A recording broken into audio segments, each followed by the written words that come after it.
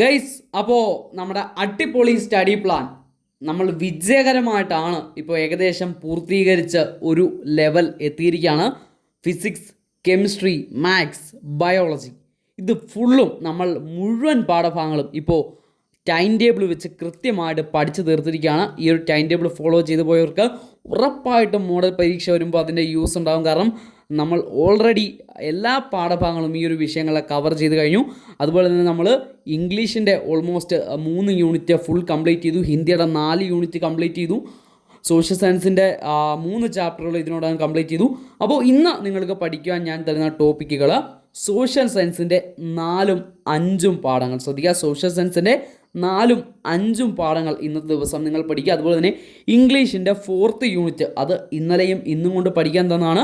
അപ്പോൾ ഇംഗ്ലീഷിൻ്റെ 4th യൂണിറ്റിലെ ബാക്കി ഭാഗങ്ങളും ഇന്ന് പഠിക്കുക. അപ്പോൾ മാത്സ് 4, 5 ചാപ്റ്ററുകൾ, അതുപോലെ ഇംഗ്ലീഷിൻ്റെ 4th യൂണിറ്റ്.